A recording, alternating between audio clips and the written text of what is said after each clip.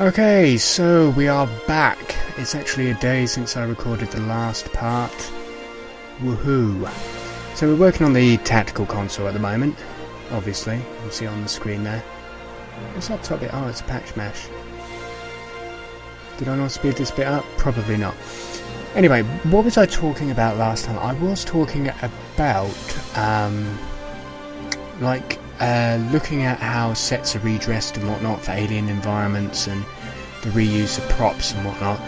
I'll try and stick a link in the description to this video and also on my blog as well to take you to, I think it's Ex Astris Scientia, which is a Star Trek website from the Stars Knowledge. I know that from Elite Force too. It's on that website. They detail a lot of props that were reused. I'm not sure if they do sets that are reused, but I'll put a link to that website and some interesting pages there. And if I still have them, I'll also put a link to some of the sort of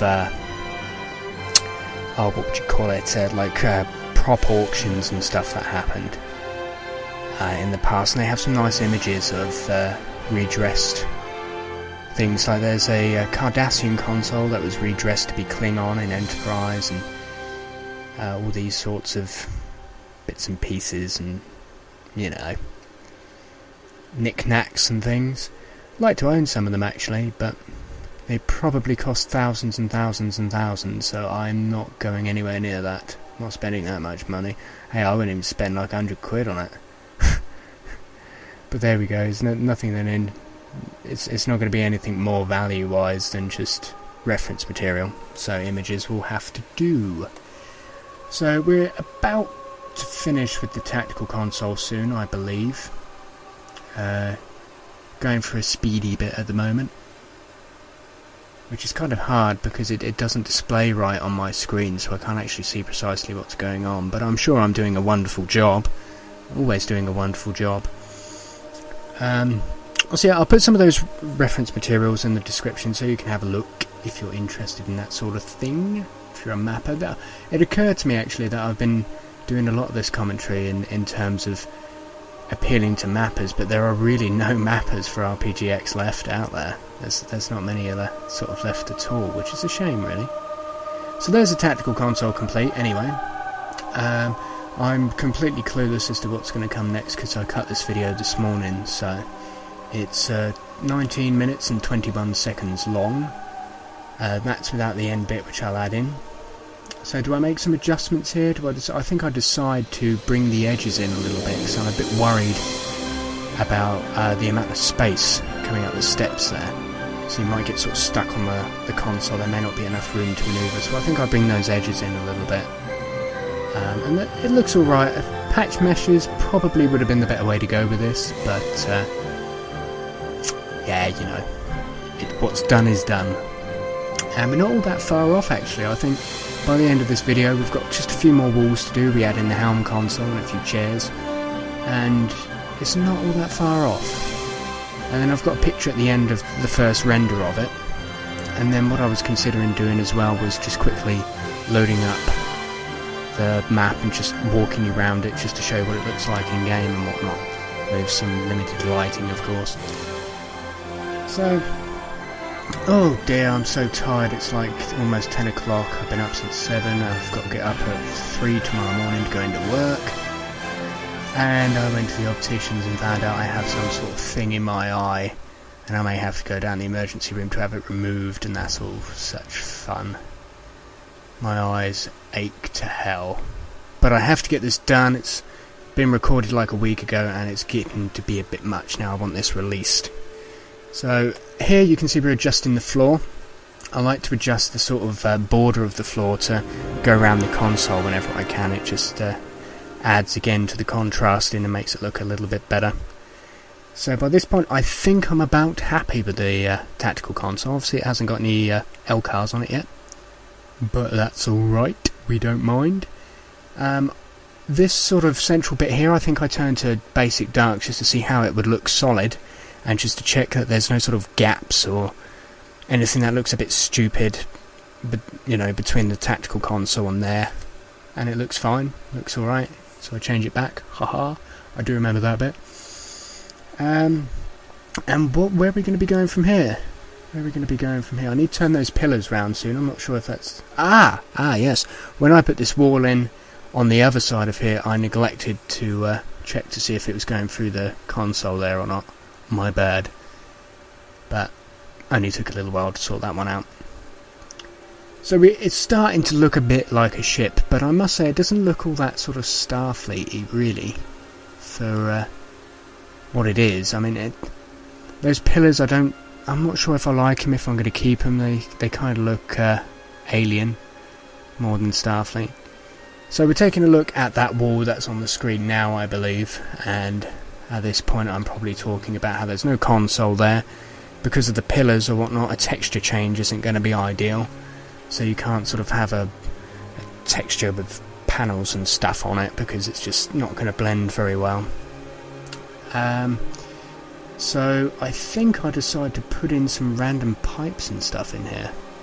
So what are we doing? Oh, this is the bit where we turn the pillars round and realise how rubbish they look, and then we do a little bit going over the top. Yes, finally! I was getting sick of seeing that. That was a problem that was solved ages ago by my clock. Looks much better like that. And especially considering it's like a little booth area. That looks really, really good. Come on, what's next? So you can tell I talk a lot when I do videos, because I'm just sort of walking around saying the same thing all the time, going, oh look, there's a door! How interesting is that one? And I sound like a prat, don't I? I'm tired and annoyed. Give me a break. Why is the screen just stationary? Okay, so are you going to work on something yet, Mr. G? Or are you going to fly around like a muppet? Pick something. Pick something! Or should I just talk about something random while you spin around and do whatever? Come on, you must be going for that wall soon. Look at that wall. Looks horrible. Put something there. There we go! Get started on that wall. So I think I decided to put in like a series of pipes, because, as I've said before, previous video, I love my pipes. So I obviously start with a little base area, and then I'm just going to have some straight pipes coming down, maybe a little sort of junction bit in the middle. And that's because of the no wall left behind detail thing. That's why I brought that up. That wall, what else can you do with it? You can put a console there, but it's not like you can put a chair there really, and who's going to want to sit with their backs to the front of the bridge all day? That's going to be kind of... You're not going to feel like part of the team, are you? It's just going to be like, look at me in my corner, looking at a wall. What fun. What's going on over there? Oh, Bork attack. That's interesting. I'm just looking at a plain wall. How interesting. So yeah, much more interesting to have pipes in there. No one cares what the pipes think. They're just there to do a job. And you never know, it could have an interesting function actually. It could be like a series of EPS conduits that blow up and set cadets on fire. Although I'm not sure that would be particularly favoured by Starfleet Academy on health and safety grounds. We're not going to set our cadets on fire. Why not? Not very good training, is it? We're going to train you how to deal with tactical simulations. But don't worry, you're not going to set on fire, so if you do set on fire in real life one day, you're not going to know how to deal with it. Yeah, that probably reinforces the fact that it should probably be a holodeck. But I don't care. I like the idea of a simulator. Remember that Enterprise episode? Anyone who watches Enterprise with like the simulator thing that they had? That was so cool. I want one of those. That's how it should be done. Holodecks lost their magnetism, lost their magic probably. Oh, what's the like next generation time? No one cares about holodecks anymore. It's all about real physical stuff now. So it's starting to look a bit better. I think I changed this texture to a slightly darker chromey texture that I make, which I'm apparently making right now. Look at me go! How difficult is it to make? What the hell am I doing? That's the only one I needed to bring up. I don't know why I brought up all that other stuff. There we go. Nice and easy. It looks a little bit darker. And what I'd actually do is, if you look at like Asteria, I actually have a specific pipe texture which has like labels on it that says EPS conduit and whatnot.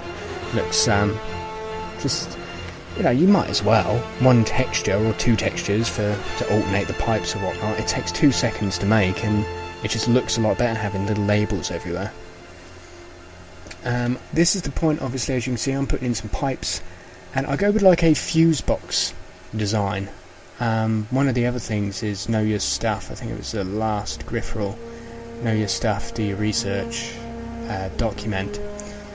And I kind of thought about it, especially the engineering sections. What do you put in an engineering section?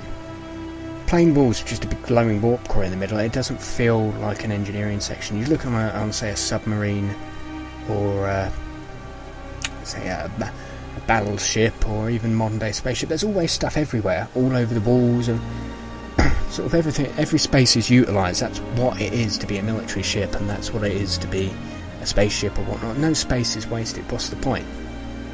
You just have empty space with nothing in it. You might as well save on the weight. It decreased the mass of the craft. So they don't tend to waste any space. Don't know what I'm doing here. Oh yeah, it's a bit both. Already said that. So I looked up a lot of submarines and all this sort of stuff, and fuse boxes come to mind. Like that. With all these little sort of cables and stuff coming out of them, and it makes it look like it's doing something. So I was like, that is something I want to put in there. So having a sort of knowledge of modern day ships and modern day building techniques is certainly going to help you. So now we're going to work on this back wall. I think I go with a sort of isolinear chip idea. I actually have a picture of this wall that I'm about to display. That's it on the Genolan. You can see there's sort of isolinear chips down the bottom there, and some console screens at the top and whatnot. So I start to make something similar.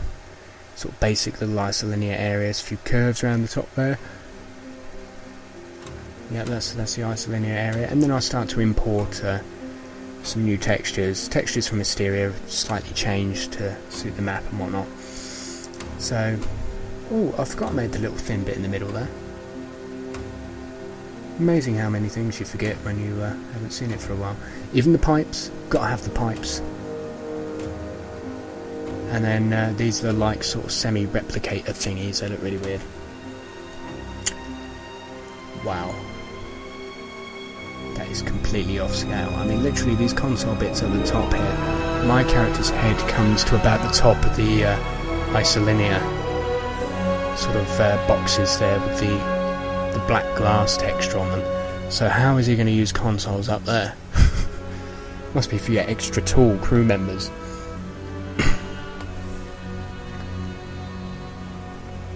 Wow, I've shut up for 2 seconds. Scary.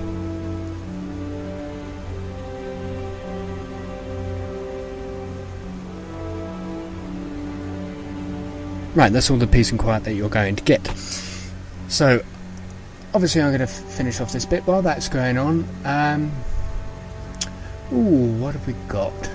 Any interesting tips?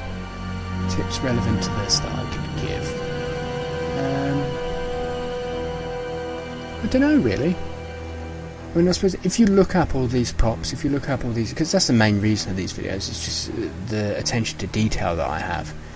I suppose one of the tips that I can give you is when you're doing your Next Gen or Voyager or whatever marathons, where we all do it, we get out the box sets and we sit there watching every episode every night until we've watched all 7 seasons of each TV show.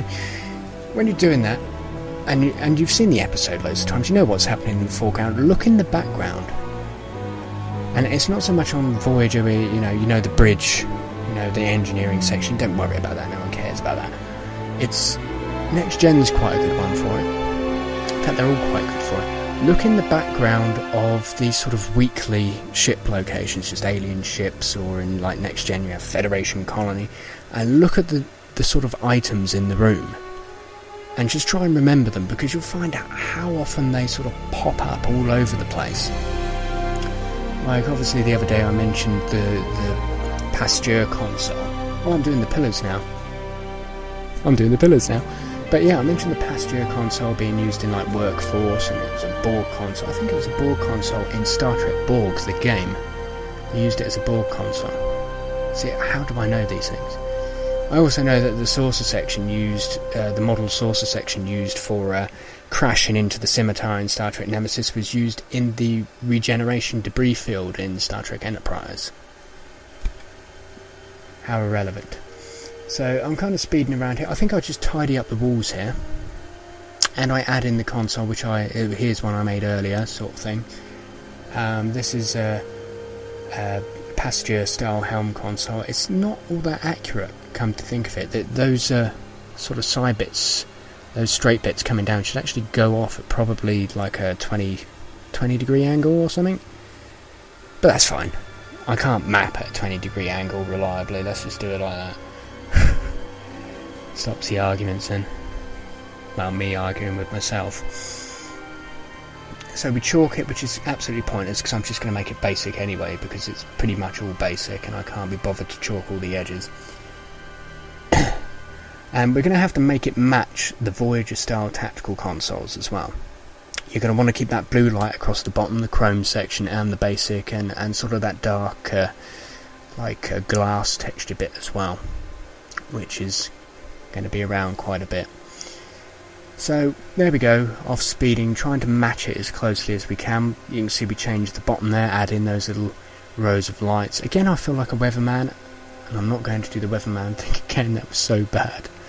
That was so bad. But with the music added to it, man, that spices it up. That really does spice it up. Royalty-free music. I love it. So we can't be that far from here. We're 16 minutes in. We've only got a few minutes left remaining, so we should probably wrap this up. So you're aware of, obviously, the Griff rules. I hope they can help you out a little bit. I've obviously spoken a lot about understanding the sets, understanding reused props. Another thing about the sets is try and work out where they loop. Like, for example, the Borg corridors used a lot in Voyager. Dark Frontier, for example, the exact spot where 7 of 9 is standing when the force field goes up and she says, "I intend to rejoin the collective." That is the exact... We're putting in the chairs. Booyah, almost there.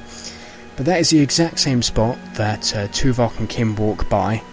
And I think Kim's scanning on the tricorder, and then they turn to the left and go up as he nods to Tuvok, and then it's the same as the beam out coordinates. It's the same junction used every time. And also in the episode Collective, I think it's Collective, it's the junction that Chakotay is approaching during Neelix's dream when he's dreaming he's been assimilated when he's unconscious in the assimilation chamber, and Chakotay turns around and goes, "Neelix," and it's really scary. So yeah, it's exactly the same one. And there's a second junction. There's 2 junctions in that set, that part of that corridor. The second junction is the one that 7 looks at a dead Borg drone and scans him before being asked to proceed in Collective. It's also the one approaching the transwarp coil. And it's also the one used in Unimatrix Zero when B'Elanna and Tuvok are heading towards the central plexus and the 2 drones walk past the force field. That would lead down to that junction, the second junction, and that's right next to the console where the Borg drone walks up to in Dark Frontier. I know the sets.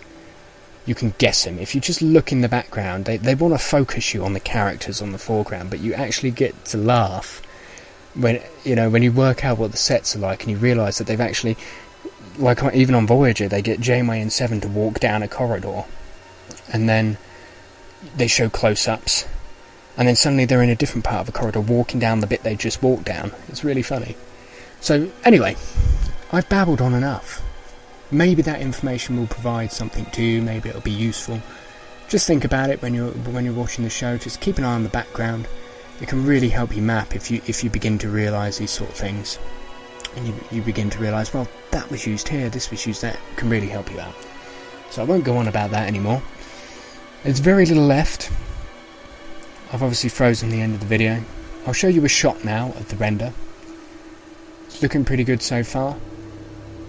I hope you can take some information away from this, or at least it gives you a better understanding of my processes. It's more to do, I think, with design than mapping in general. It's more to do with designing the level. what I'm going to do now is I'm going to stop here with my commentary, and then I'm going to load it up and just walk you around the level, describing what we've done, and then I'll close off. So I'll speak to you in a second. So here we are on our render of the bridge. It's been compiled. Doesn't look too bad. I think I've made a few changes since the video, because this is like a week later, so I think I've sort of tidied up some of the textures and obviously added in some shaders and made the lights match a little bit better and whatnot, so it's fairly good. I'm quite chuffed with that. You can see it's all come out quite well. There is one glitch in the map which I've noticed, which is this down here. You can see it's not rendering this face here. That's kind of common. Can happen when you're working in complex areas and with dodgy angles and whatnot. I'm just very lucky that things like this tactical console are, well, yeah, they've all rendered correctly, all the faces, so I'm quite happy with that. Yeah. Ta-da! Scaling as well. Scaling ended up alright. Probably say the bridge is a bit bigger than I originally wanted it to be. And that console does look kind of big. But if I do emote console 1. Scale seems okay. Seems alright. The console is a bit big, but yeah, that's okay. Details looking very good, of course. Everything where it needs to be. Textures are aligned nicely. Maybe I should do something corny, like sit down in the chair. Hang on. Do I have a sit down button? Not at the moment. Let's just do right. Actually, I think I do have one. Not that one. That one. There we go. Let's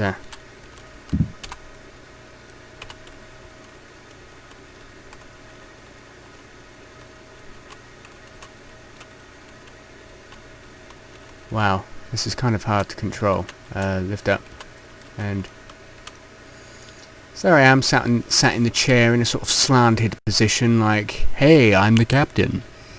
Anyway, I hope you enjoyed this series of videos.